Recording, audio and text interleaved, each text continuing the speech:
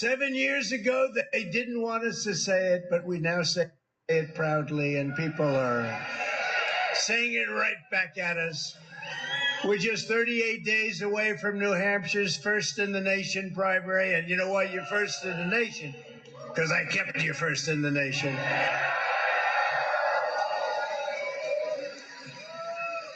And I have to say, unlike Biden, he didn't keep you first in the nation. That we know. On Tuesday, January 23rd, we're going to win the New Hampshire primary, and then we're going to crush crooked Joe Biden next November, and we're going to make America great again.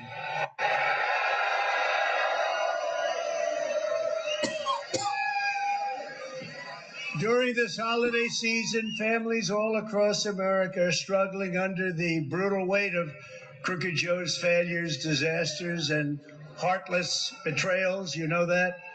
While the stock market is making rich people richer, Biden's inflation catastrophe is demolishing your savings and ravaging your dreams. His sky-high energy prices, nobody's ever seen anything like it, are brutalizing your wallets. Our border has been erased. We have no border any longer. Drugs, criminals, gang members, and terrorists are pouring into our country. They're running wild in our Democrat-run cities, while Christians and conservatives are persecuted. And thanks to Crooked Joe's breathtaking weakness, he is bad. Worst president in history. The world is going up in flames while you suffer the ravages of inflation, and your buying power goes down to levels never seen before. Your buying power has never been seen anything like this before. Joe Biden is a low IQ individual. He is truly the worst, most incompetent, and most corrupt president in the history of our country. But with your vote in this election, together we're going to save America, and we're going to bring our country back from hell. It's in hell. It's in hell.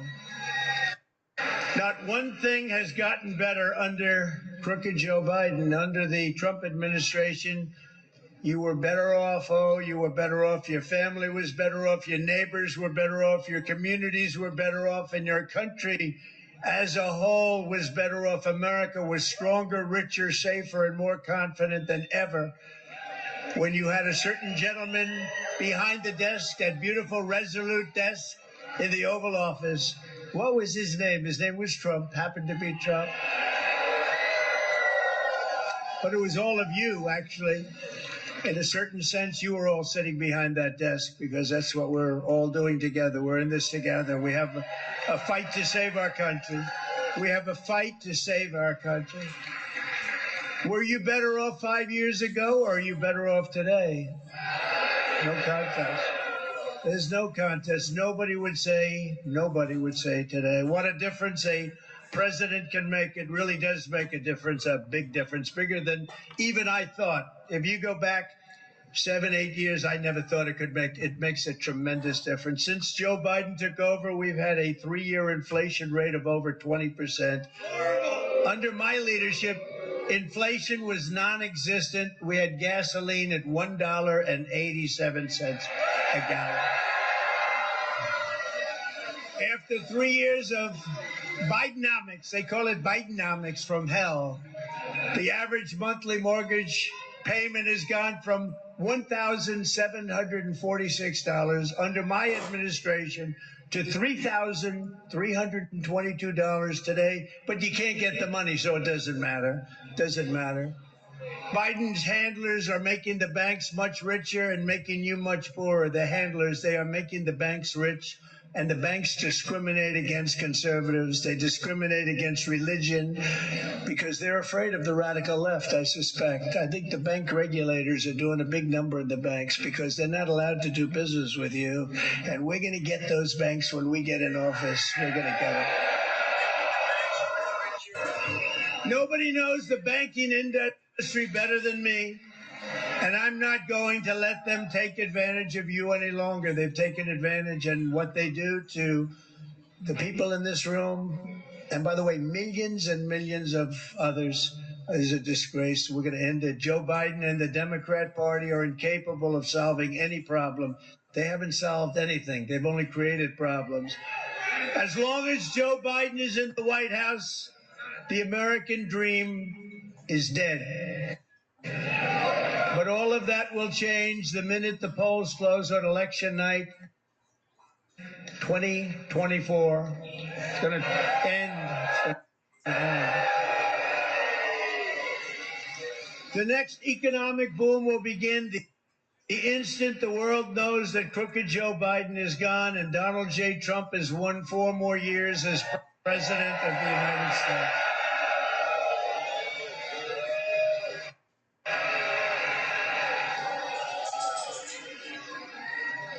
Powered by the momentum of our historic victory, and that will be truly the biggest. I think we probably have #1 spot. I don't even think there's much of a doubt about it. 2016, but this is bigger. This is bigger. I never thought I'd say it. This is bigger. This will be a historic victory. By Christmas of next year, the economy will be roaring back. Energy prices will be plummeting. The hordes of people charging across our border will have ended. The invasion of our country will have stopped. We will stop the invasion very quickly. We'll get Tom Homan. We'll get Brandon Judd. We have such great people. They'll stop it very, very quickly. Because just like 3 years ago, they know that I will catch them and send them home. We were sending them home by the thousands. MS-13, thousands and thousands of gang members sent back home. And the entire world will be safer and more peaceful because everyone knows that the days of American weakness, how pathetic we are, American weakness and submission will be over. It's going to be over. You know, we sent out, I don't know if you know, thousands and thousands of MS-13 gang members, the worst. These are the worst. We sent out thousands of them, and the countries didn't want to take them because under Obama, they never took them.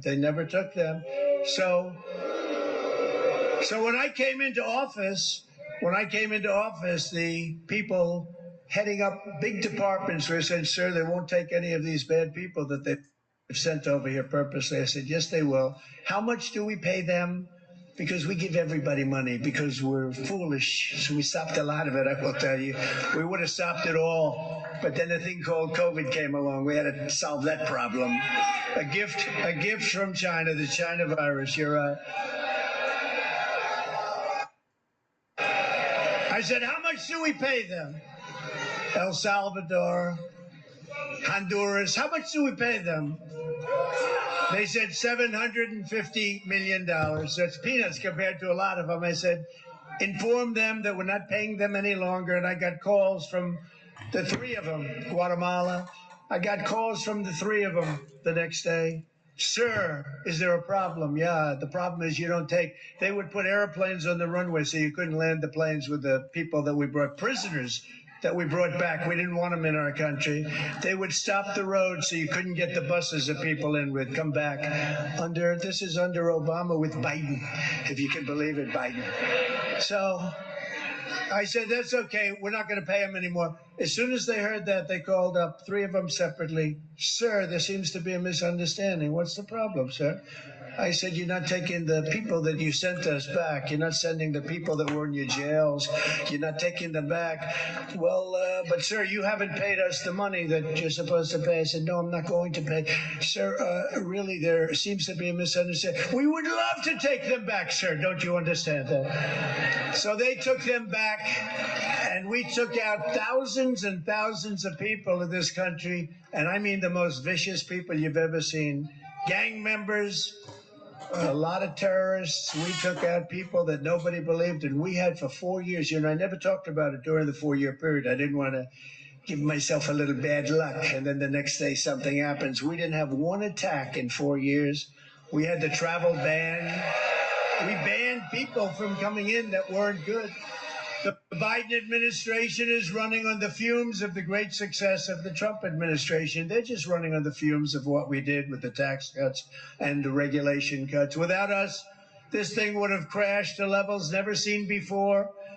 And if we're not elected, we will have a depression, the likes of which you haven't seen since the Depression of 1929. We're not talking about a recession. You're going to have a lot worse than that. The way they're wasting trillions of dollars on Green New Deal nonsense and giving it away to other countries. Crooked Joe Biden's failed presidency has already cost your family tens of thousands of dollars a year, and now he's running on the biggest and most punishing tax hike in American history. You know that. He's going to quadruple your taxes. Biden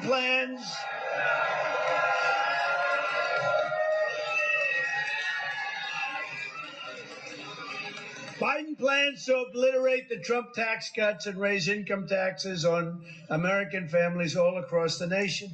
Crooked Joe will put you really in the poorhouse, and I think he's, I don't even get the politics of it. What is the politics of it? They don't know what they're doing, but you're going to be in the poorhouse to fund his big government Green New Deal, which is a socialist scam. And you know what? You have to be careful. It's going to put us all in big trouble. The Green New Deal that doesn't work. It's a Green New Scam. Let's call it from now on the Green New Scam. Okay.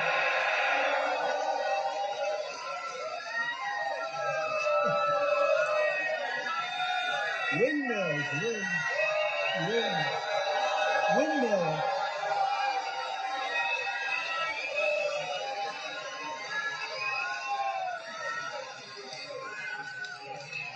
I do like that term. I just came up with that when I had to. No, I do like that term, the Green New Scam. It will forever be known as the Green New Scam. I like that. I like that. Here is my pledge to every New Hampshire family. I will never let the Trump tax cuts, and they are the biggest tax cuts in the history of our country, I will never let them be taken away from you, and with your vote in this election, we will cut your taxes even further. That's what built our economy. That's why we had such a strong economy. Biden is also trying to impose a vicious increase to the estate tax or the death tax, wants to put you out of business. It's a shame. What a shame. As president, I virtually eliminated the death tax, and I will stop Biden's theft of American wealth when I'm back in the White House. We're going to stop it so fast. You know, under the Trump tax cuts, if you have a small business, if you have a farm, you don't have to pay any estate taxes. They were taking away your businesses. They were taking away your farms. The farmers had a problem because they were a little bit, you would say, land rich. But it was great. It was a great wealth, but it wasn't cash. And they had to go out and they had to borrow money from banks. And then the banks would, come down and foreclose because they couldn't pay it because they had such a high tax. We got rid of it. We got rid of the estate tax. A lot of people don't even know that, but we got rid of the estate tax for farms, small businesses. And I hope you're happy with that. I always say, if you love your children, it's a big deal. If you don't love your children, it doesn't matter that much. Is there anybody in the room that does not love their children? I'd like to see. Yes, oh, he raises a hand, but he's just a child. He's just a child. There's a man right there. Oh, look, he's serious about it. Wow, he's serious about it. All right, well, then you shouldn't listen to those words. You earned your money and you spent a lot of blood, sweat, and tears in doing it, and I want you to keep it in your family, and that's what we did. Sadly, the backstabbing establishment losers and the sellouts lagging far behind us in the Republican primary. They are really far. Whatever happened to the surge? Whatever happened to the bounce? You know, with Nikki, they talk about the surge. And with the sanctimonious, they talk about the bounce. They've been talking about it for the last 6 months. And the only one that had a surge and the only one that had a bounce is Trump. We had the big surge.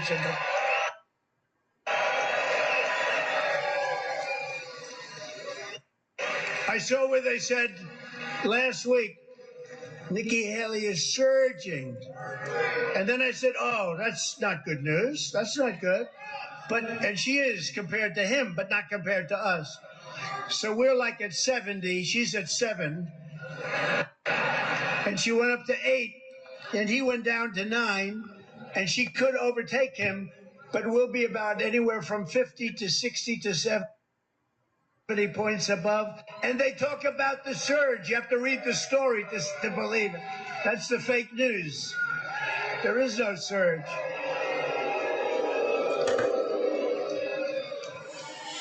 No, there is no surge. It's fake news.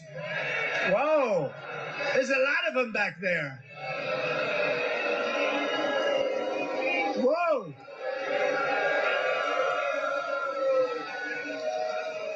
There's a lot of fake news back there. What are you doing? You don't have anything better to do on a Saturday afternoon? Look at all them.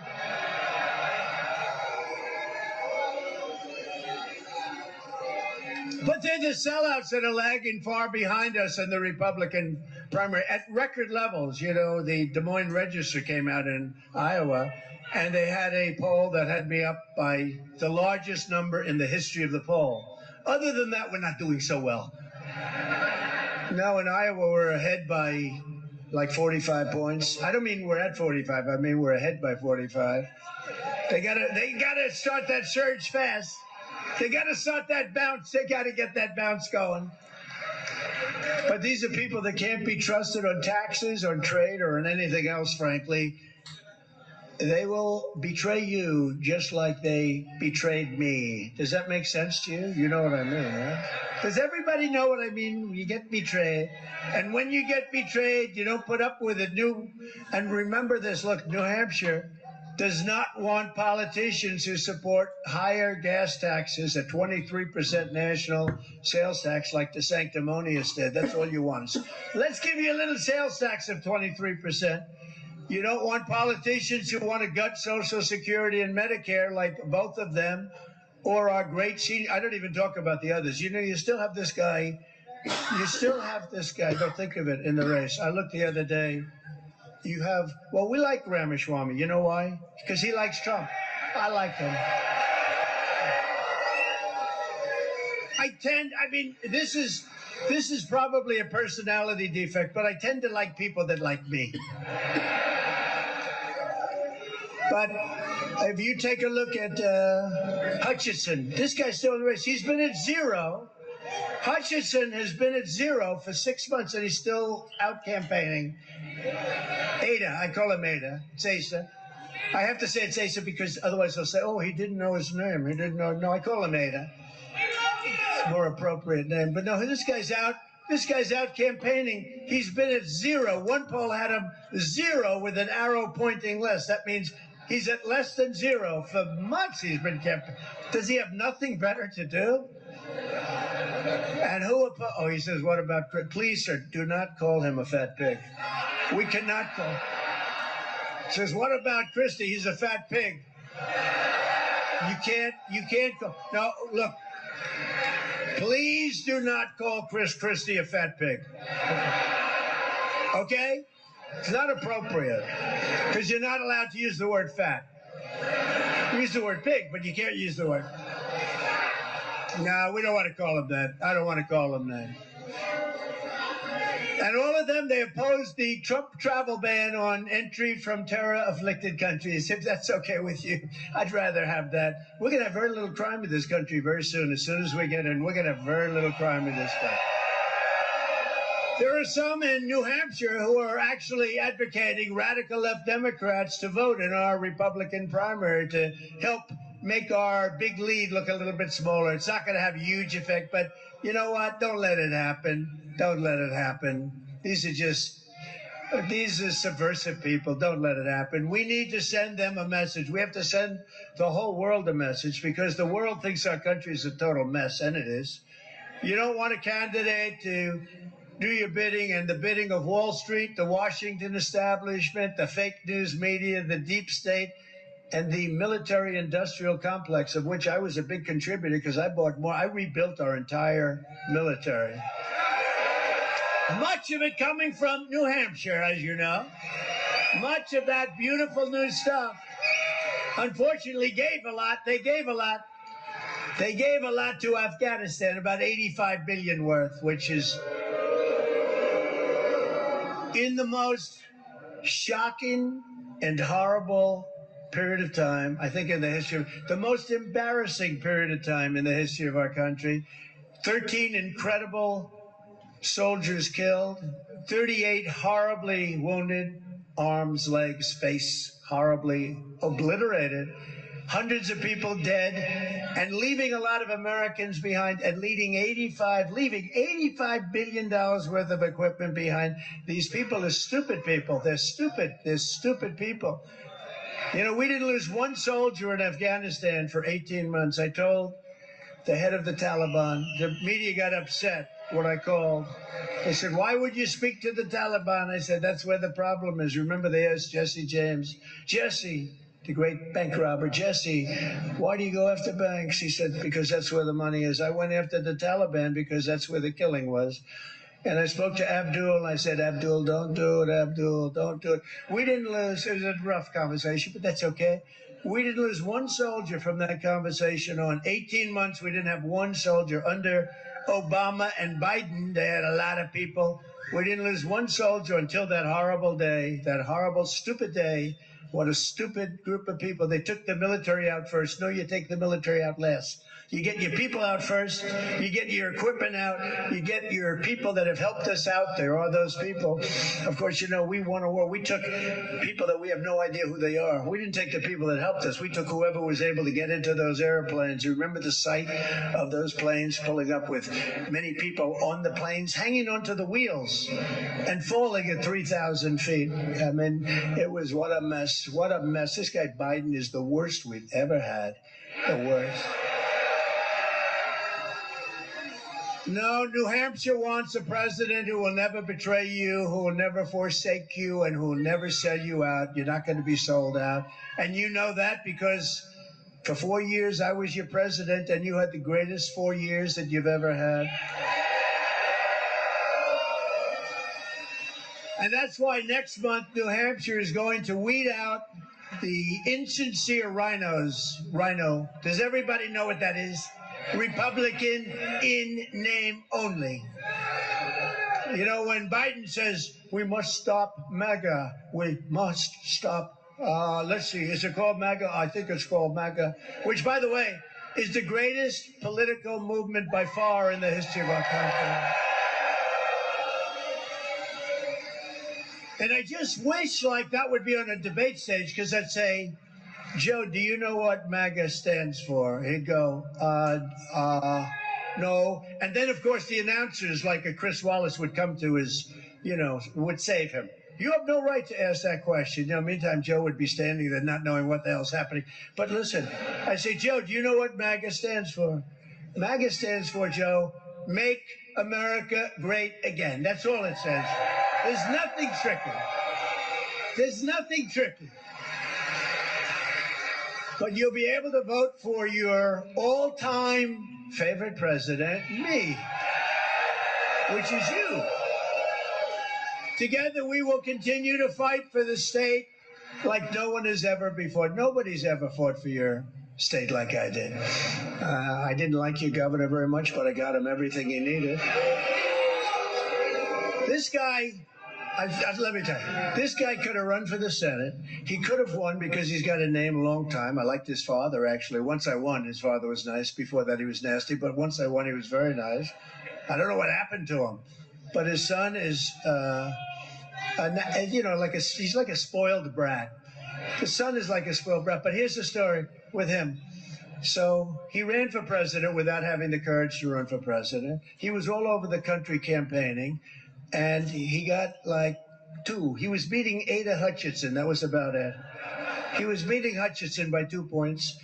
Even here in New Hampshire, I think I was beating by 60 or 70 points, right? He was, and you know what? He's hurt himself so badly. So he's endorsed somebody that can't win, has no chance of winning, and he's out there working. But he's a selfish guy. He could have won the Senate at that time. Now he couldn't get elected dog catcher, but he could have won the Senate. And we would have had a majority. But he decided not to. So we put some other guy up there that nobody ever heard of. And he almost won. He lost, but he was close. But he could have, because of name recognition, he could have won. But he was a selfish guy. He said, I want to run for president. And he had no chance, no chance. He had less chance Well, right in the same category. So what he did is his wish was whatever he could do to stop Trump because he didn't like me and I didn't like him. But the thing is, I didn't like him. I always felt guilty. I gave New Hampshire everything they asked for and much more. And it's hard to do that when you can't stand the governor, right? But a selfish guy. And when we had the race in New Hampshire, he didn't help us at all. I called him. I said, "Would love to have your help." And he said, "Oh, I'll do that. I'll do that." And he didn't do a damn thing. He didn't lift a finger. We can ask Steve about that. We can ask Corey about that. He didn't lift a damn finger. So he's a selfish guy who can't get elected anything right now. And it's a shame. It's a shame. Because you know what? You have one of the great states, and we're the ones that kept you there. We are the ones that really, and it's important to me. It's like a tradition. And I think what the Democrats did is a terrible, terrible thing. In fact, Biden essentially isn't running in your state. I would say that's a pretty good slap. So they're trying to do some write-in votes to see if they can keep him. But what a mess. This guy, what he's done to our country is a disgrace. What he's done to our country is a disgrace. So to defend New Hampshire workers and manufacturers, I will pass the Trump Reciprocal Trade Act. You know what that is? That's the greatest thing ever. I love it. If China or any other country makes us pay a tariff or a tax, let's say 200 or 100 or 300%, you have no idea how big they are, then we will make them pay a reciprocal tariff or tax the exact same amount, 100, 200, 300%. Right? That's easy. I had a certain senator that's not into the financial world, and he said to me, "So, you know," because we were all set to get that passed, and then we got hit with COVID, and we had to worry about that one. But we were all set to get that passed. Reciprocal Trade Act, my favorite, just about my favorite thing, because all these countries, they rip us off. Now, we put big taxes. You don't realize we took in hundreds of billions of dollars because of me from China. Nobody else took in 10 cents, but we took in hundreds. But we had a reciprocal act with some of them, but they all rip us off. We were all set to get it done, but I had to convince one senator, so I went to him and I said, "Listen, here's the story. Nice guy, but not into this. If they charge us a tax, we charge them a tax." He goes, "Wait a minute, let me get this straight. They charge us, we charge them, right? That's it? Yeah, that's it. Very simple. You got my vote. You got my vote. How can you not vote for that?" But we have people that would actually say, "No, sir, we want to keep it the way it was." And which probably means that somebody's taking pretty good care of them, I'll be honest with you. I will revoke China's most favored nation's trade status, which is ridiculous.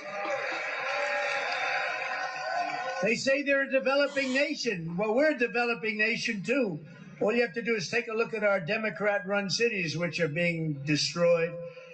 And we will impose stiff penalties on China and all other nations as they abuse us. And I did that with China, hundreds of billions of dollars. The reason China is not doing very well right now, as you probably are reading, but they're not doing well is because of the big tariffs that they're paying to the United States. And I want them to do well. I think it's fine, but they can't abuse us. For years and years, they were abusing us. And I was talking about it for years. One of the reasons I ran, and other countries also, by the way, they're not all alone, I can tell you that. I will also immediately stop crooked Joe Biden's latest ripoff of the American people, his plan to give, listen to this, global climate reparations to foreign nations. He's going to give billions of dollars because he's saying that we have a dirty climate. And he's going to give billions and billions of dollars to foreign nations that think we're the dumbest people in history, okay? Billions. He's going to give reparations to other countries that have filthy climates, by the way. You know, the one thing about climate, so we fight like hell, and they put up all these windmills all over the place that if you add the cost of rebuilding, and they're all rebuilt, in China. They're all built in China and Germany. And they said, let's assume you're a big believer in this. They send big fumes in. So you add it all up, and it's terrible. You can't get rid of the blades. They only last 10 years. The energy is the most expensive energy you can do. They kill all our birds. If you want to see a bird cemetery, go under a windmill sometime. You'll see birds like you never saw. If you love birds, you'll start to weep. But it's just the craziest thing. They ruin our plains and fields. They're killing our whales. The whales are coming in. I think we had one whale come in 50 years. This year we had like 12. It's a terrible thing they're doing to our country, and they're doing it under the auspices and basis of we'll have to maintain our climate. So here's the problem. China is right now building 50 coal-fired plants, okay? Big plants, bigger than anything we have. 50 of them. They're building on average one a week, and now I understand the average is going to close to 2 a week. We're getting rid of all of our stuff. For wind, here comes the wind, oh. It's not powerful enough to fire up our factories. Solar, you ever see a solar area? They take up areas of the desert. They might as well take the whole damn desert, you know. And I like the concept of solar, but it's not powerful like what we need to fire up our factories. We can't do it. Let's put it this way. It's not working. You can have a little solar, you can have a little, you could even have some wind if you want it. But wind is 42 times more expensive than natural gas. Think of it, 42. And we have more, I call it, what do I call it? Liquid gold. Liquid gold, beautiful liquid gold. They have more liquid. We have more liquid gold under our feet than any other country in the world. Any other country. No country has what we have. And what do? We build windmills all over the place. And what do? We go to Venezuela and we buy our oil from Venezuela. We buy our tar because they sell tar that we have to liquefy. It's not good.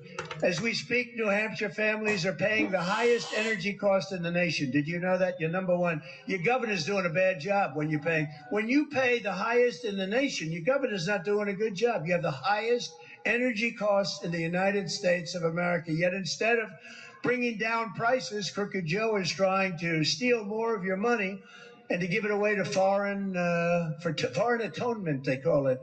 We have to atone for our sins.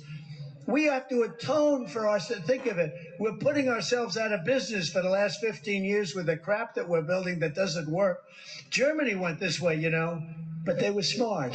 They immediately stopped. You know what they're doing now? They're building other plants, fossil fuel plants and coal plants all over their country. They had 2.5 years of economic death because what they were doing wasn't working. They were going to wind and solar and didn't have nearly the power. We should learn from these other countries, don't you think, instead of being stupid? Drill, baby, drill. Drill, baby, drill. Yep. Drill, baby, drill. We'll make so much money. We're going to make so much money. We're going to drill, baby, drill. You know, we were producing, we were third or fourth when I started. By the time I left, you have to see, I got to get the chart. We're going to put it up from now on. It's like Russia, Saudi Arabia. We were way down here. And by the end, we were way up above both of them and heading up. We were like a rocket ship. It was like a rocket ship sent by Kim Jong-un, just like that. Who was very nice, I will tell you. You know, everyone thought we were going to nuclear war, and I got in, and he and I had a very good relationship. That was nice. Very nice, but he's not,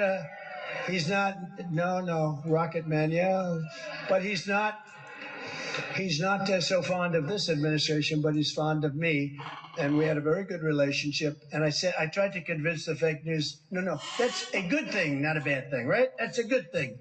You know, we don't need nuclear missiles flying all over the place, so we did get along well, but he doesn't like this particular group of people very much, and I understand exactly why. Because he doesn't like incompetent people, actually. They're grossly incompetent. When I'm back in the White House, this globalist, it's really a Biden plot for climate reparations and all of this money going to other countries by the billions and billions and ultimately the trillions will be stopped on day one. We're not going to do that. We're going to start paying off debt. We won't be sending them one penny.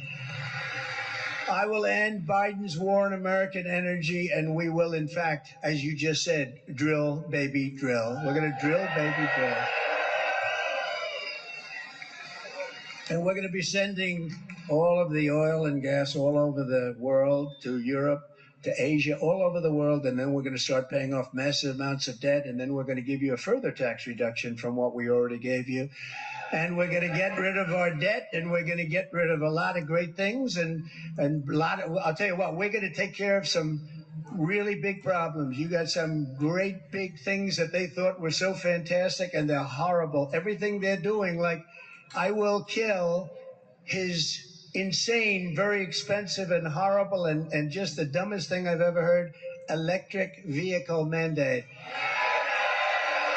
Electric vehicle. They don't go far. Let's say it gets the you're in New Hampshire. Let's say, because Joe gets that mixed up a lot. He'll say, well, let's see, we're in Idaho now. No, Joe, you're in New Hampshire. So you're in New Hampshire, right? You're in New Hampshire. We want to, let's say, drive down to Boston. Let's say that's about 3 stops. 3 stops, whereas you could go down and back with a tank of gasoline, I don't think you're going to like stopping. And the problem is you won't find a charger. And if you do, it's got lines. And they're trying to enforce this. The problem is, honestly, they don't go far. They're very expensive, and they're all going to be made in China. I was telling the United Auto Workers, I think they're going to all vote for me, other than the top 2 people. I think they're all going to vote for me. I said the deal is a killer because they're going all electric, and if you go electric, you're going to have those cars that are going to be made in China because they have everything you need for electric. We have everything you need for a nice tank of gasoline. We have everything you need. We have it right under our feet. I think we're going to win the auto workers. I mean, I don't know if you saw in Detroit and Michigan, the vote. We're up 11 points in Michigan, which is pretty unusual. 11 points. Because they get it. You're not going to have an automobile industry anymore if they do this. You know the worst? They want to make all trucks electric. And the problem with the truck electric is a big, beautiful, brand new 18-wheeler, a big beauty, can go 2,000 miles on diesel fuel, right? Clean diesel fuel goes 2,000 miles. An electric truck, comparable size, but there's no such thing because the battery is so big you'd have to take up almost the entire truck to hold the battery. These are minor details, though, according to the Biden administration. So, but an electric truck, you'd have to stop. It goes 300 miles. So you get 2,000 miles versus 300 miles. That means you'd have to stop 6 or 7 times, whereas the other way you don't have to stop at all. And the trucking industry's up in arms because they don't know what to do. They're all going to be out of business. You talk about a supply chain problem. Where do you see that one? And the worst thing is they want to make our army tanks all electric, so that we can go in and we can blast the hell out of a foreign country. But we'll do it in an environmentally friendly way. These people are crazy. Crooked Joe puts China first. He puts Asia first, Ukraine first, illegal aliens first, environmental maniacs first. He puts everyone first, but he puts America last. He puts New Hampshire last. He puts our workers last. He puts our farmers last. He puts everything that's good, he puts it last, and I put New Hampshire first, and I put America first every single time.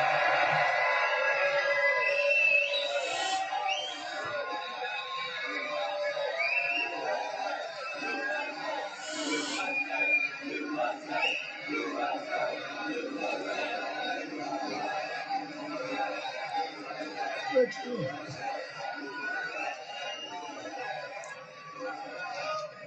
It's no wonder Biden and the far-left lunatics are desperate to stop us by any means necessary. They're willing to violate the U.S. Constitution at levels never seen before in order to win. They will do anything to win. They'll do whatever they have, whatever they can. And remember this, Joe Biden is a threat to democracy. He's a threat.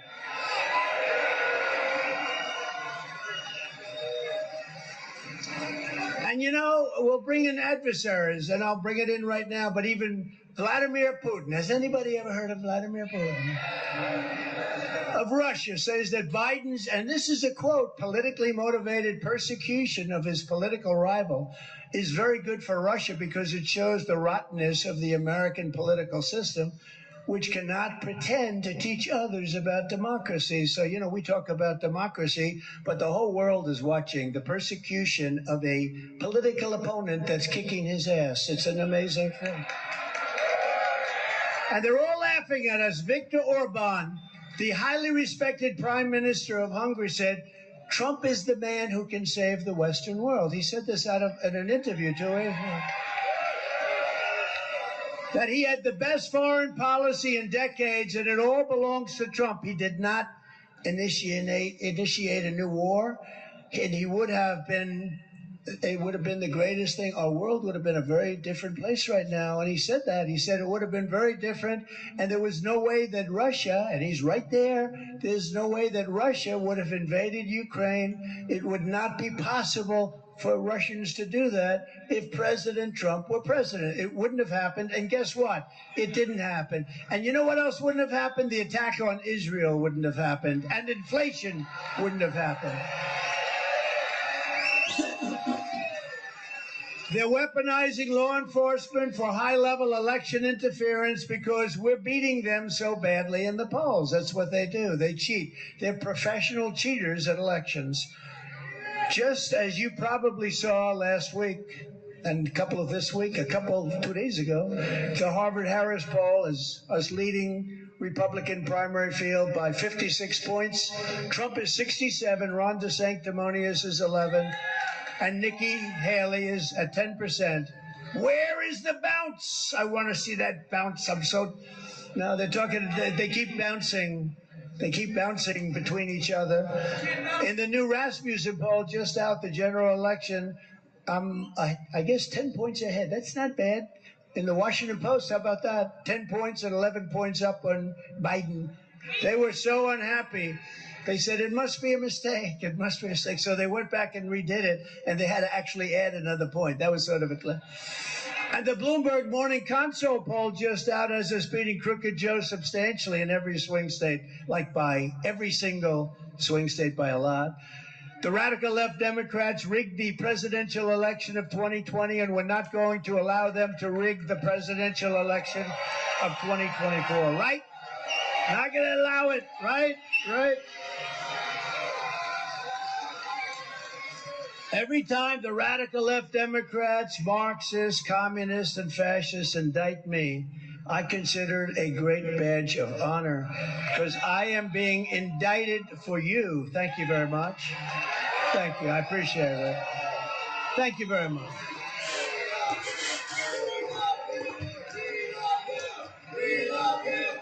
Thank you.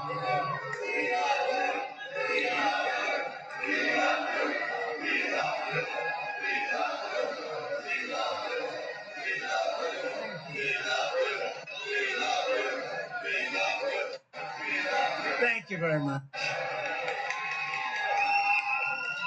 And never forget, our enemies want to take away my freedom because I will never allow them to take away your freedom. It is very simple when you think about it. They want to silence me because I will never let them silence you. And in the end, they're not after me, they're after you. I just happen to be standing in the way, and I will always be standing in their way. You know, I had a great life. I had a life of tremendous luxury. I built a tremendous company. You actually got to see that with this fake trial I have going on in New York. Tremendous cash, very low debt, greatest assets. Nobody has, very few people have assets like, and I could have been all over the world sampling my assets, right? And instead I'm in New Hampshire with you, and I'm very happy about that. I'm very happy. But they asked me, a lot of times I get asked this question, sir, you had the greatest life anybody could have.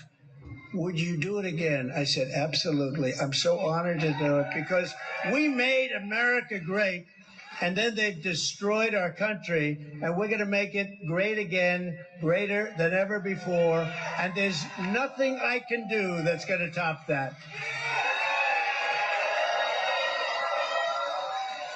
I've had plenty of the other life, right? We've had plenty of the other life. We got a lot of work to do. You know, when they let, I think the real number is 15, 16 million people into our country, when they do that, we got a lot of work to do. They're poisoning the blood of our country. That's what they've done. They poison mental institutions and prisons all over the world, not just in South America, not just the 3 or 4 countries that we think about, but all over the world. They're coming into our country from Africa, from Asia, all over the world. They're pouring into our country. Nobody's even looking at them. They just come in.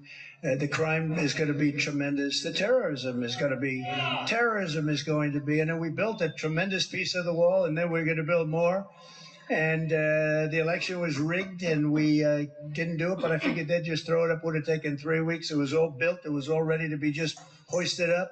the exact wall that the Border Patrol, who are incredible, Brandon, Judd, and all of the people at Border Patrol, that's exactly what they designed. They had the anti-climb bars, they had everything. And you know what they did? They didn't want it to go up. They sold it for 5 cents on the dollar. Can you believe it? All of that stuff. It's a very sad thing. This is far more than a campaign. This is the greatest political movement in the history of our country. It really is. There's never been anything like it. We're engaged in a righteous crusade to liberate this nation from a corrupt political class that is waging war on American democracy like never before. We've never seen anything like this before. If you put me back in the White House, their reign will be over and America will be a free nation once again. We are not a free nation. So we're joined today by some wonderful people. Republican National Committeeman Bill O'Brien. Bill, wherever you may be. Or Bill? I don't know where you are, Bill. There are a lot of people in here. Caroline Levitt, she's fantastic. Where is she? She is fantastic. Wow. You are something. I watch her on television just ripping people's hearts out. Thank you, Caroline. A man who I just think he's fantastic. He loves his state. More than any place, he loves his state. This is where he wants to be. He has a lot of options. He's done very well. But he loves you, and he loves our country, and he has so much to do with our success. Corey Lewandowski. Corey? Great guy. He's a great guy. And I'm thrilled to receive the endorsements of State Senator Kevin Avard. Kevin Avard. Where's Kevin? He's around here someplace. Thank you, Kevin. That's a beautiful endorsement. Thank you. I appreciate it, Kevin. We won't let you down. As I say, we will not let you down. You know what he wants? He wants success for the country, right? So thank you, Kevin. Former State Senate President and candidate for governor Chuck Morse is here. Chuck, thank you very much. Thank you very much. Appreciate it. About time you get rid of that governor of yours. And the president of New Hampshire Federation of Republican Women, Elizabeth Girard. Elizabeth? Thank you. Good job. Thanks as well to New Hampshire Moms for America Action and their commitment. They're incredible. Moms for America just gave me the award, by the way, Man of the Year. That's a big one. That's a big one. Thank you very much. Thank you. Also with us are the Gold Star family members of Marine Sergeant Nicole G., who gave her life in Afghanistan, an unbelievable person, her mother-in-law, Christy Shamblin, and her aunt, Sherry Jules. Where are they?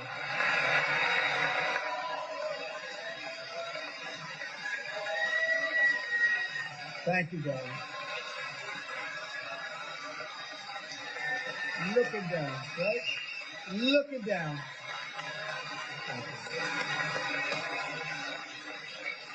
Incredible people. I got to know largely the parents and the relatives of the 13 people that were so unnecessarily killed, so incompetently run. There's never been anything like that. You take the soldiers out first. You're supposed to take the soldiers out last. And I had it said we were going to leave Afghanistan. We were going to keep the airbase, Bagram, because it's 1 hour away from where China makes its nuclear weapons. They didn't keep it. You know who has it now? China has it. One of the biggest air bases in the world. But I got to know the relatives, parents, and other relatives of these 13 people very well. We went to Bedminster, New Jersey, where I have a place, and they all came. And we listened to music all through the night. And they thought I'd be there and stop by and say hello for about 5 minutes. Oh, do you think you'll come? Oh, I ended up, did I say like 3 hours? We listened to music all night, right? And it was beautiful music. And they thought of their loved ones looking down. It was outside. It was such a beautiful night, right? And we'll do it again. We're going to do that again. They said, do you think he'll stay 15 minutes? I said, no, not 15. How about 3 hours? That's about what we were together with. It was a great, that was pretty great. But we love all of you, and we will never forget her sacrifice. In that case, she was a fantastic person in every way. For 4 straight years, I kept America safe. I kept Israel safe. I kept Ukraine safe. And I kept the entire world safe. As Viktor Orban said, he kept the entire world safe. He said they respected him. And America, when he was president, was feared. We were feared. It's not a nice word to use, but we were feared. They didn't play games with us. And now they laugh at us like we're a bunch of foolish jerks. What a horrible turn it's taken. We will once again have peace through strength when all of us become the 47th President of the United States. Okay?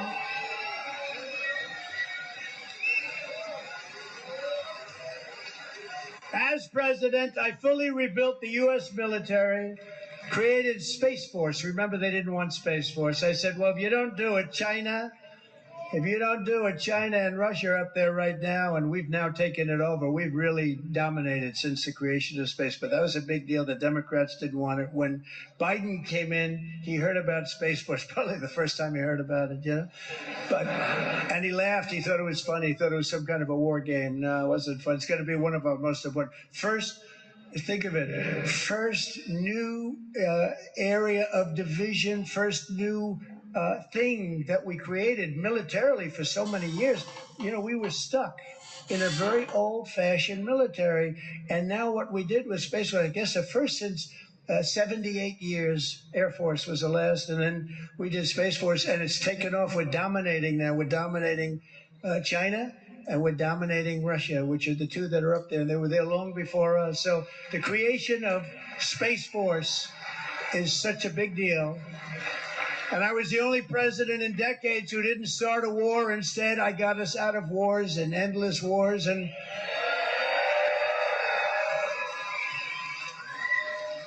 one of the wars I got us out of was a war against ISIS. We defeated ISIS. It was supposed to take 4 years, and I got it done in 4 weeks. Would you say that's good? Because we have the greatest military on earth.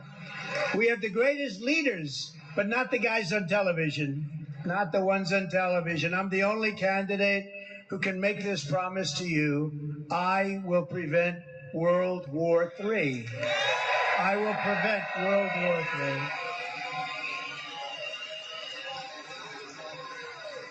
Because our country has never been so unsafe. You know, you're talking about the power of weaponry today compared to the Second World War and the First World War.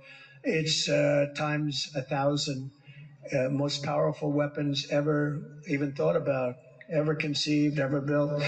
And we can't have a world war. And we're closer to World War III today than we've ever been at any time in our history. And the word nuclear is being thrown around every single day. When I was president, we didn't talk about nuclear. You couldn't talk about it.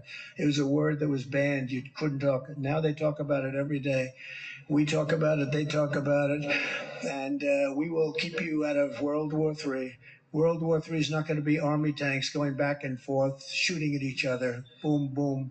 An airplane having a little fight in the sky. This is the big stuff. And if it's going to be total obliteration, we cannot have World War III. We will keep you out of it, and we'll keep you out of it because of strength, because of the strength that we have. But we have a man now negotiating for us. We have a man now negotiating for us who truly can't speak. He can't put 2 sentences together.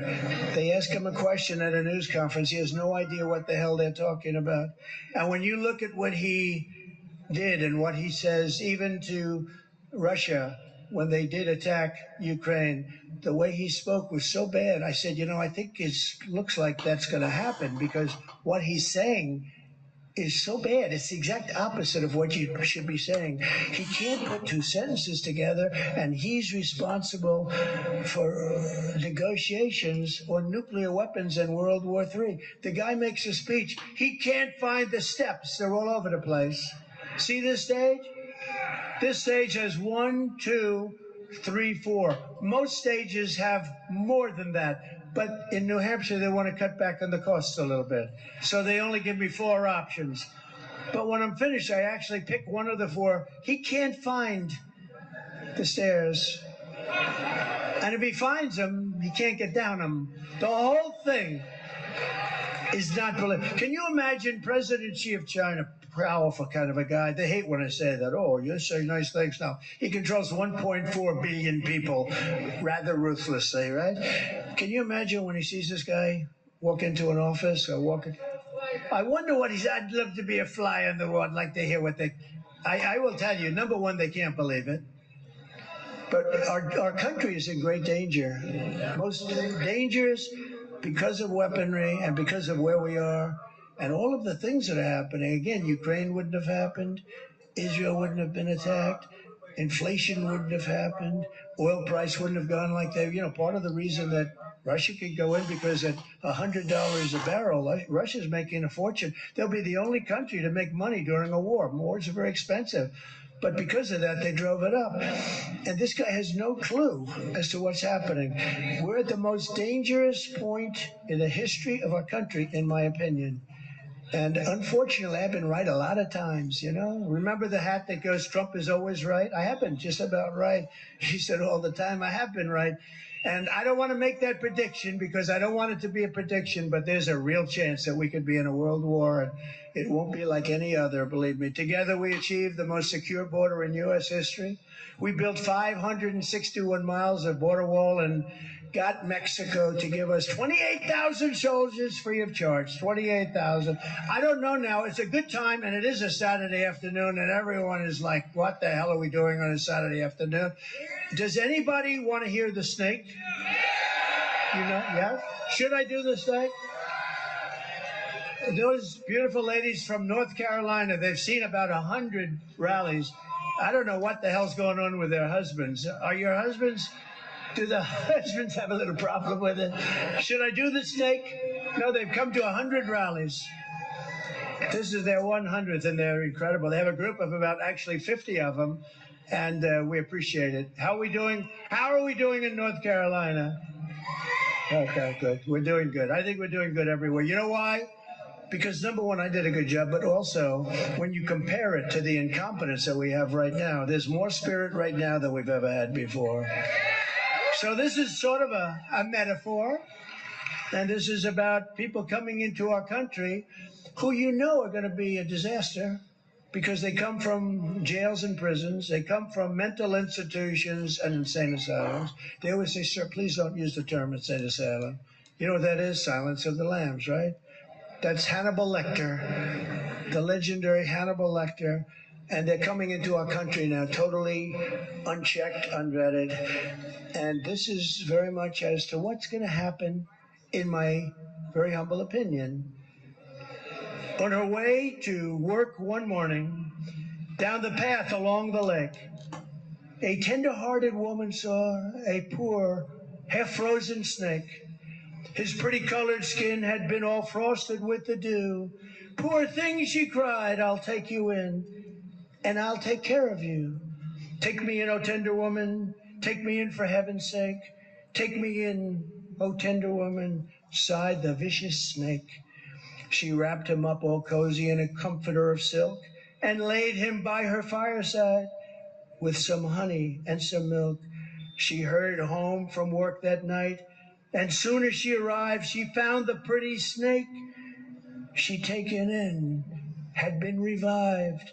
Take me in, O tender woman, take me in for heaven's sake. Take me in, O tender woman, sighed the vicious snake. She clutched him to her bosom. You're so beautiful, she cried, but if I hadn't brought you in by now, you truly would have died. She stroked his pretty skin again and kissed and held him tight. But instead of saying, thank you, ma'am, the snake gave her a vicious bite. Take me in, O tender woman, take me in, for heaven's sake. Take me in, O tender woman, sighed the vicious snake. I saved you, cried the woman, and you've bitten me, but why? You know your bite is poisonous, and now I'm going to die. Shut up, silly woman, said the reptile with a grin. You knew damn well I was a snake, before you took me in. Does that make sense to everybody? Does that make sense? Because get used to it, because this country is going to go through hell if these very, very stupid people are allowed to stay in office. It's a horrible thing that's taking it. They are indeed evil people because they know what's happening. They know what they're doing. Anybody that can cheat on elections so well is not that stupid, okay? And that's what they're primo at cheating on elections. On my first day back in the White House, we beat them by swamping them. You know that, right? There's only so much they can cheat. We're going to have to swamp them, and then we'll straighten out our elections so that we'll go to paper ballots. We'll go to voter ID, same-day elections. Some of these elections in some states, they go on forever. They go on for 48 days. They go on forever. And then after the election's over, they say, oh, if you need another week, don't worry about it. How the hell do you add up an election if you need another week?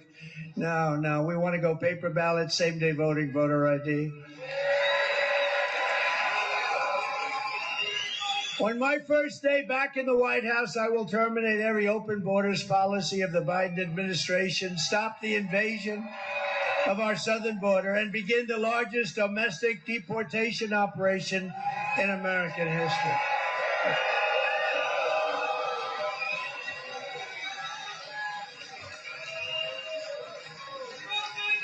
Now, you know, as soon as we win, and I always like to say if, because, you know, we don't want to be stupid, if.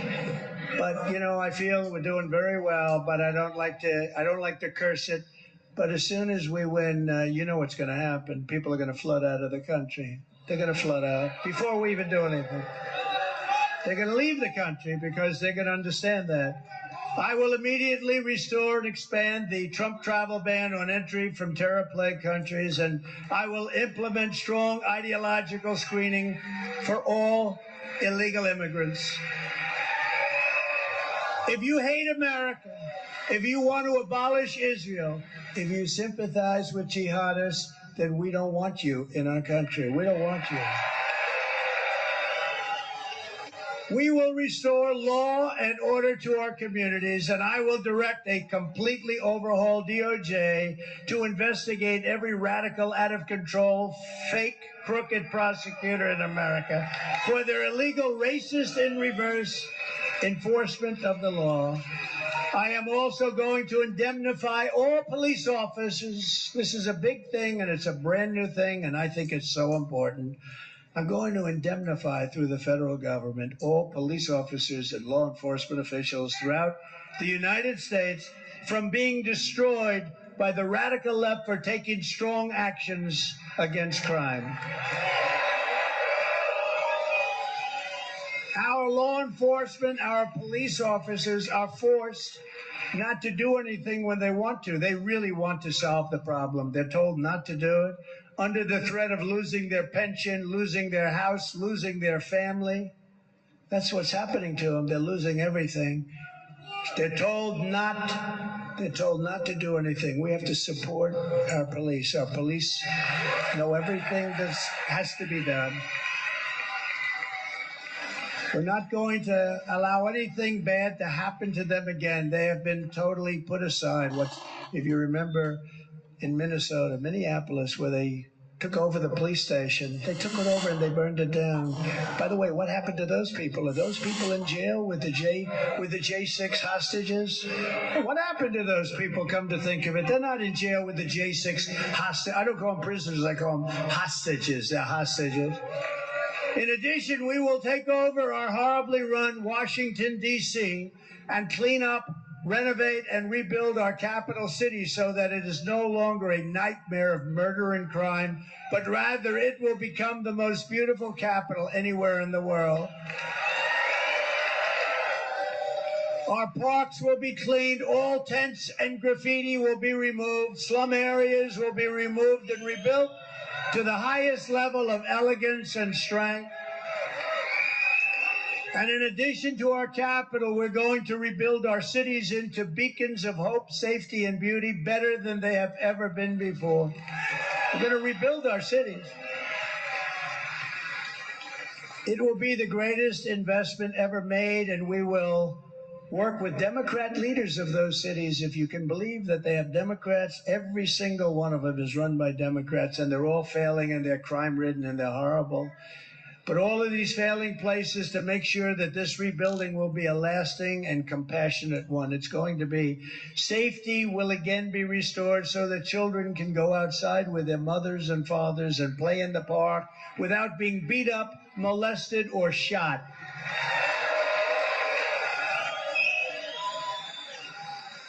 Students will be able to walk to school in peace without worrying about death. Crime rates will plummet and people will no longer move. Look, they're moving out of the cities. They're going to move back into the cities. We want that to happen. Right now, they're moving out of the cities because they're crime-infested havens of hate. We're also going to stand up to the radical left, communists, Marxists, fascists, and frauds who have taken over our universities. They've taken over our universities. You saw that this week. They've destroyed the reputations of once highly respected schools like Harvard, MIT, Columbia, Stanford, University of Pennsylvania, the great Wharton School of Finance. It's so sad to see it all happening, and others. Indoctrinated our youth and brought censorship and anti-Semitism to our campuses. Under the Trump administration, if universities discriminate against conservatives, Christians, Jews, if they attack free speech, we're going to take away their tax advantages and grants. We're going to take away their endowments, and they will pay us billions and billions of dollars for the terror they have unleashed into our once great country. And by the way, it's not a great country anymore. It's a total mess. Our country is not a great country anymore. Our country is a mess. You remember CAG, Keep America Great. I couldn't use it. I said, America's not great now. I wanted to say, keep America great. So we went back to MAGA, make America great again. But it's not a great country anymore. It's a crime-ridden mess. We're also going to fight to give you much better health care. Obamacare is a catastrophe for all American families. Even Elizabeth Warren, often referred to as Pocahontas because of her great Indian heritage, says it needs to be fixed. Remember Pocahontas, everybody? But even Elizabeth Warren said it needs to be fixed. It's in bad shape, very, very expensive. Very expensive for the user. We're going to make it much less expensive for the people with much better health care. We're going to do something great in that. And again, we have so much wealth under our feet. The wealth under our feet is going to pay for all of this stuff. We're going to make so much money. On day one, I will sign a new executive order to cut federal funding for any school pushing critical race theory, transgender insanity, and other inappropriate racial, sexual, or political content on our children.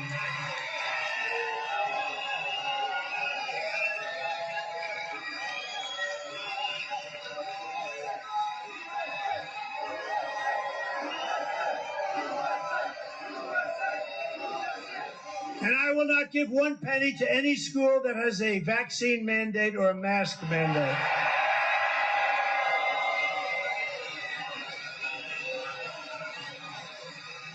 And I can't believe I have to say it, but I do.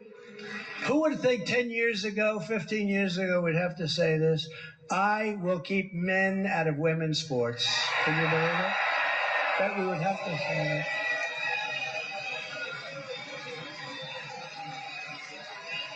And as I have done perfectly for 4 years, I will fully uphold your very important and very great Second Amendment. I will uphold your Second Amendment. I will protect innocent life. We will restore free speech, and I will secure our elections once and for all. We're going to have great elections. You have to have elections and you have to have borders. And if you don't have both of them perfect, you don't have a country. Our goal will be one day voting. We're going to do that. We're going to do it. We're going to use that beautiful paper. We're going to use watermark. It's watermark paper. But until then, Republicans must win. If you took the 10 worst presidents in the history of the United States and added them up, they would not have done near the destruction to our country as Joe Biden and the Biden administration have done. They haven't. They wouldn't have. So if you want to save America from Crooked Joe and get every patriot you know, get them out to vote. You got to do it. Get everybody you know, get out and vote. Tuesday, January 23rd. Tuesday, January 23rd. Mark it down. And bring as many people as you can. Just bring them out. And also sign up at nh.donaldjtrump.com. Okay? And in conclusion, together we're taking on some of the most menacing forces and vicious opponents our people have ever seen. Never seen anything like it. But no matter how hateful and corrupt the communists and criminals we're fighting against may be, you must never forget this nation does not belong to them. This nation belongs to you.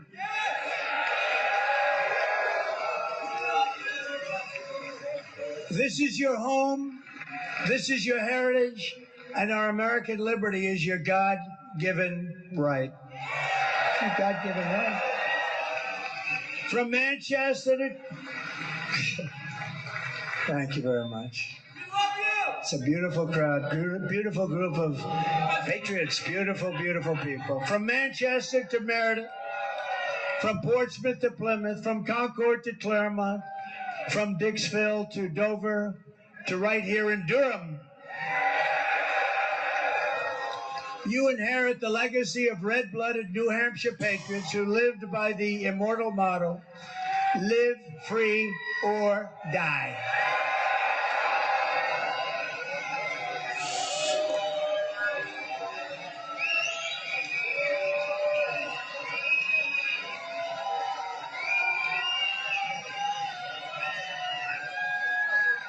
We stand on the shoulders of American heroes who crossed the ocean, settled the continent, tamed the wilderness, laid down the railroads, raised up those great, beautiful skyscrapers, won 2 world wars, defeated fascism and communism, and made America the single greatest nation in the history of the world.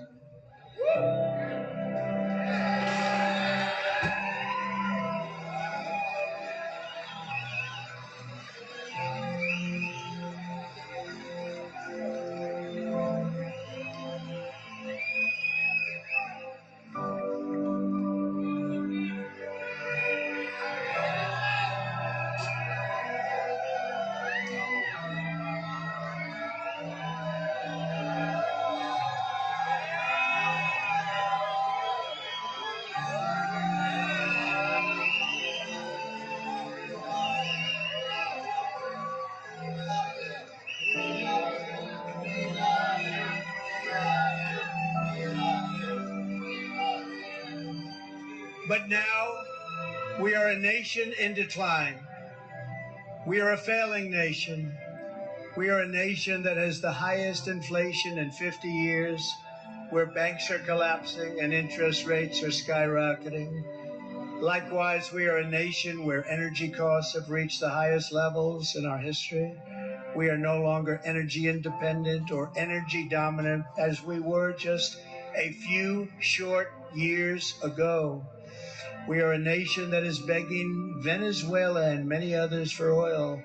Please, please, please, Joe Biden says. Yet we have more liquid gold under our feet than any other country anywhere in the world. We are a nation that just recently heard that Saudi Arabia and Russia will be reducing their oil production while at the same time substantially increasing the price. And we met that threat by announcing that we will no longer be drilling for oil in large areas of Alaska or elsewhere in our country. We are a nation that is consumed by the radical left's Green New Deal, yet everyone knows that the Green New Deal is fake and will lead to our destruction.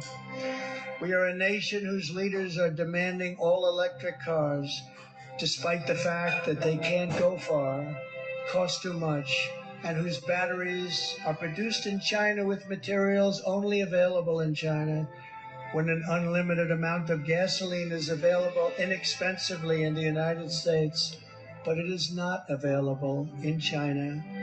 And now we are a nation that wants to make our revered and very powerful army tanks the best in the world, all electric, so that despite the fact that they are also not able to go far, fewer pollutants will be released into the air as we blast our way through enemy territory in an environmentally friendly manner.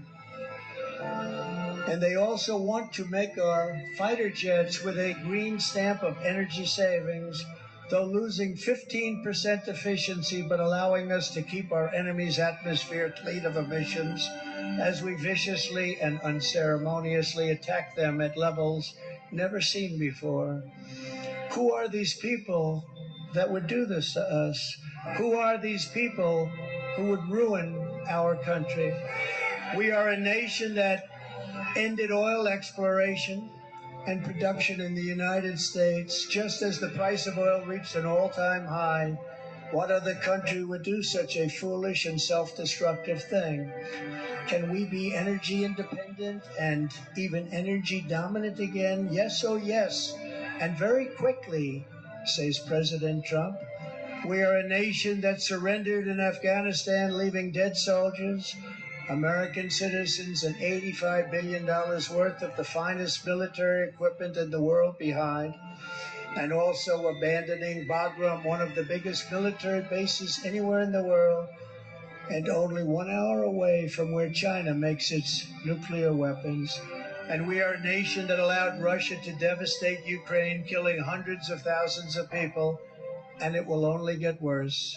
It would never have happened with me as your president, and for 4 straight years, it didn't happen. Likewise, the horrifying attack on Israel would have never happened.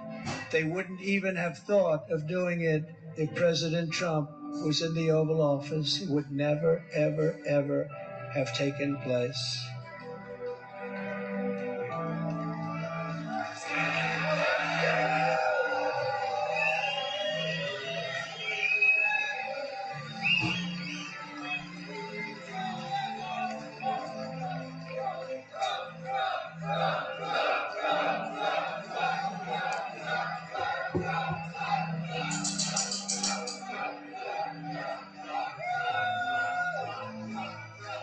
Iran was broke under the Trump administration.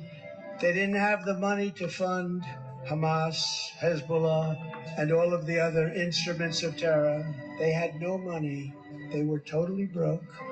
But those sanctions were lifted by a corrupt Biden administration, and now Iran is a rich country with over $200 billion and another $6 billion for hostages and $10 billion for dollars from electricity from Iraq, all compliments of the incompetent Biden administration. Iran has so much money, they don't know what to do with it. And China, with Taiwan, is next. We are a nation that allows the radical left to violently attack our cities, leaving behind massive destruction and death. And nothing happens to the violent criminals that do these terrible things. There is no punishment. But when people who love our country protest in Washington, they become hostages, unfairly imprisoned for long periods of time. We are a third world nation that has weaponized its law enforcement against opposing political parties like never, ever before. We've got a Federal Bureau of Investigation that won't allow bad election-changing facts to be presented to the public, and which offers $1 million to a writer of fiction about Donald Trump to lie and to say it was fact, where Hunter Biden's laptop from hell was Russian disinformation, and the FBI knew that it wasn't, but 51 intelligence agents said it was, and a Department of Justice that refuses to investigate egregious acts of voting irregularities and fraud. And we have a man who is totally corrupt and the worst president in the history of our country, who is cognitively impaired, in no condition to lead, and is now in charge of dealing with Russia and possible nuclear war. which would be World War III and far more devastating than any of the previous world wars because of the weaponry that no one even wants to think about. We are a nation that no longer has a free and fair press. Fake news is all you get, and they are indeed the enemy of the people. They refuse to discuss the Biden crime family, but enjoy covering the false indictments of Donald J. Trump, who has done nothing wrong, absolutely nothing wrong, except win an election that a lot of people said couldn't be won. We are a nation where free speech is no longer allowed and where crime is rampant and out of control like never before. We are a nation that is allowing Iran to build a massive nuclear weapon and China to use the trillions and trillions of dollars it has taken from us to build a military to rival our own. And less than 3 years ago, we had Iran, China, Russia, and North Korea in check. They respected us. They were afraid of us. They weren't going to do a thing against us, and everyone knows it. Now Russia and China are holding summits to carve up the world. And perhaps most importantly, we are a nation that is no longer admired, respected, or listened to on the world stage. We are a nation that in many ways is a joke. And we are a nation that is hostile to liberty, freedom, faith, and to even God. We are a nation whose economy is collapsing into a cesspool of ruin, whose supply chain is broken, whose stores are not stocked, whose deliveries are not coming, and whose educational system is ranked at the bottom of every single list. We are a nation where large packs of sadistic criminals and thieves are allowed to go into stores and openly rob them, beat up, and kill their workers and customers, and leave with armloads of goods, but with no retribution, where the authority of our great police has been taken, where their families and pensions have been threatened, and their lives would be destroyed for the mere mention of the words law enforcement.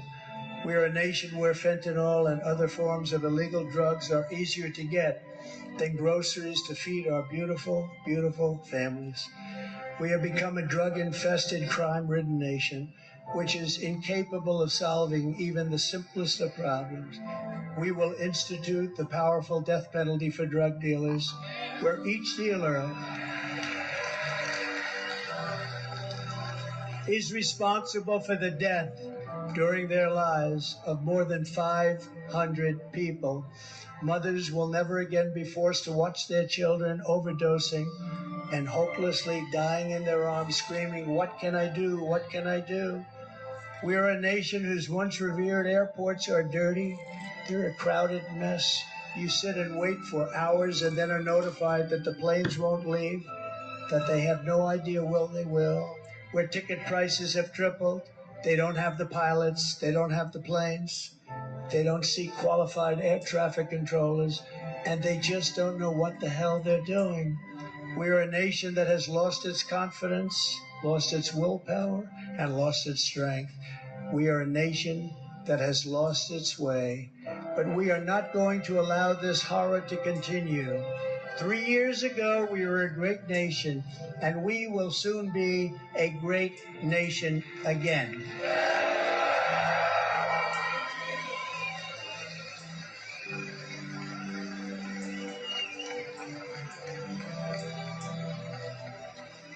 It was hardworking patriots like you who built this country, and it is hardworking patriots like you who are going to save our country. We will fight for America like no one has ever fought before. With you at my side, we will demolish the deep state. We will drive out the globalists. We will cast out the communists. We will throw off the sick political class. We will rout the fake news media. We will drain the swamp, and we will liberate our country from these tyrants and villains once and for all. Like those patriots before us, we will not bend, we will not break, we will not yield, we will never give in, we will never give up, and we will never, ever back down.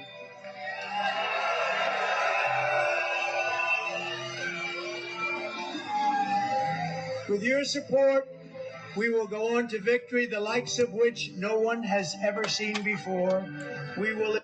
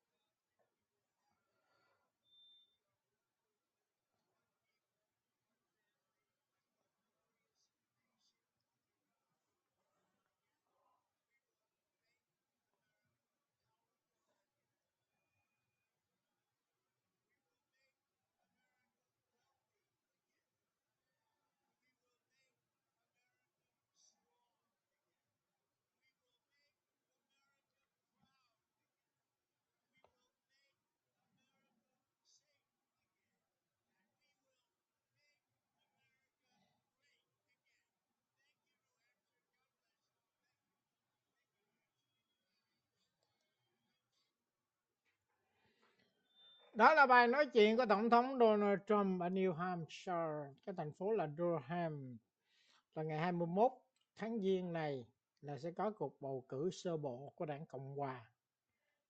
Và sau đây mình sẽ đọc một cái bản thông báo, cái cuộc họp báo về cờ đỏ, cờ vàng ở thành phố Westminster là ngày mai 11 giờ sáng, là ngày Chủ nhật ngày 17 tháng 12 2023. Một cái cuộc họp báo về lá cờ đỏ và lá cờ vàng cũng như Hội đồng thành phố ở Westminster, miền Nam California đã bác bỏ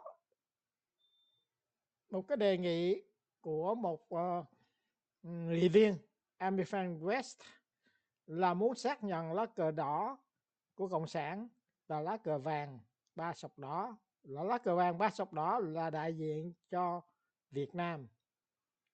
Nhưng mà Hội đồng thành phố là bỏ phiếu là 4-1.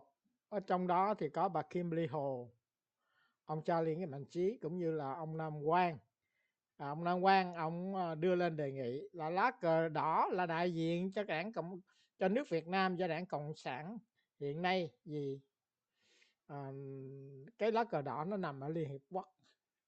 Lá cờ vàng chỉ là một cái lá cờ biểu tượng, và họ 4/1 bác bỏ, không muốn đưa ra cái đề nghị là lá cờ vàng ba sọc đỏ là đại diện cho Việt Nam, cho trong cái thành phố mà thôi nha, nó không có cái giá trị ở trên toàn quốc.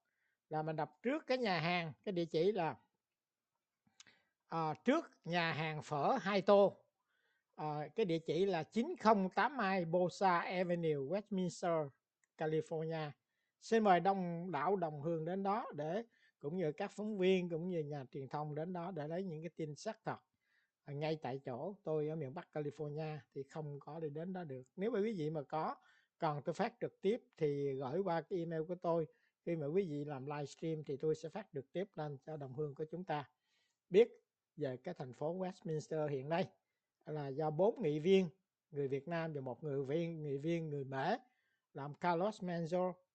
4 người viên Việt Nam là bà American West, bà đưa ra cái xác định lại lá cờ vàng ba sọc đỏ là đại diện cho Việt Nam, và bà đồng ý ông Carlos Manzo là chống, ông Charlie Nghĩa Mạnh Trí là chống, không muốn đề nghị này ra, cũng như ông Nam Quang là cái người đứng lên để mà tranh luận với lại bà American West, cũng như bà Kimberly Hồ cũng chống luôn.